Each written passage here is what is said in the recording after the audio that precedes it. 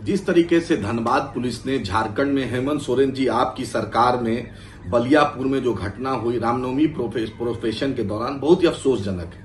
आपकी धनबाद पुलिस जिस तरीके से हमारे उलेमाओं को पेट में रस्सा लगा के परेड करवाई, ये तालिबानी सरकार है क्या? या बांग्लादेशी सरकार है क्या?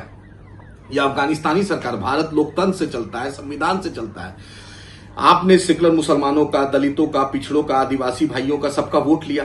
क्या इसीलिए वोट लिया था कि हमारे उलेमाओं के पेट में रस्सा लगा के आप परेड करवाइएगा? 6-6 बार एक ही जगह बलियापुर में प्रोसेशन निकलेगा। वहां के एसपी साहब क्या कर रहे थे? वहां के डीसी साहब क्या कर रहे थे? डीसी साहब, आप ये सुप्रीम कोर्ट की फैक्ट फाइंडिंग रिपोर्ट है, 45 मिनट के अंदर डीसी और एसपी अगर चाहे तो कोई भी दंगा को कंट्रोल कर सकता है। तो आपने क्यों नहीं सीसीटीवी लगवा लिया? आपने वीडियोग्राफी पूरा क्यों नहीं करवाया? फंड्स की तो कोई कमी नहीं है। आखिर ये ज्यादती क्यों हुई? ये क्यों नहीं कार्रवाई? ये क्यों माहौल बना कि ऐसा हो, ऐसा हुड़दंग हो? प्रोसेशन में क्यों ऐसे नारे लगे?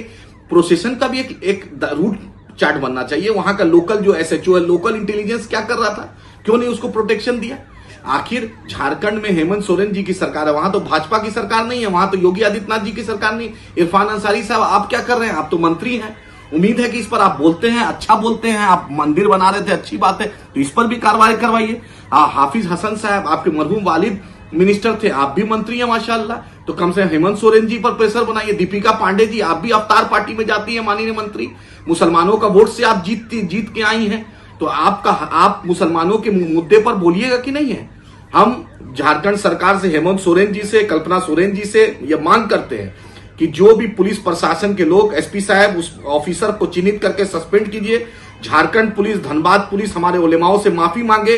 डीसी साहब एक पीस कमेटी मीटिंग बुलाकर जो इस पर दोषी है उस पर कार्रवाई कीजिए, और दोबारा ये नहीं हो, ये झारखंड में नहीं हो। सबसे ज्यादा मॉब लिंचिंग आप क्या हो रहा है? रांची में जो घटना हुई, पॉइंट ब्लैंक रेंज से गोली मारा, अभी तक केस चल रहा है, कोई मुआवजा नहीं मिला।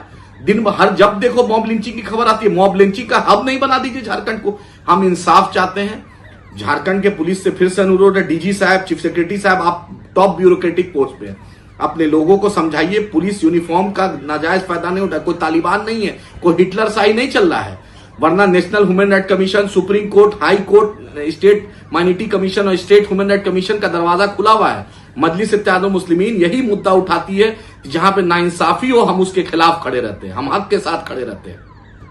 इसलिए नाइंसाफी के खिलाफ हम बोलेंगे ही, यही हम, अल्लाह ने हमें जुबान दिया तो हक बात बोलेंगे ही। आपसे उम्मीद है कि इस मामले को हेमंत सोरेन जी आप संज्ञान में लेकर दोषियों पे कार्रवाई करेंगे। जिस ऑफिसर ने हमारे उलेमाओं के साथ ये दुर्व्यवहार किया, बदतमीजी किया, इस पर संज्ञान लेकर कड़ी से कड़ी कार्रवाई कीजिए।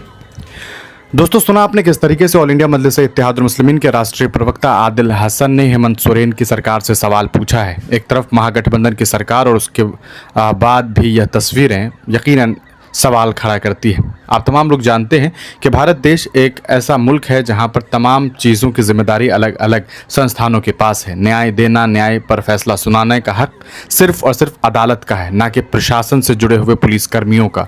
अगर किसी ने गलती की है, इसके बावजूद भी पुलिस को यह हक नहीं कि वो सज़ा दे। सज़ा देने का काम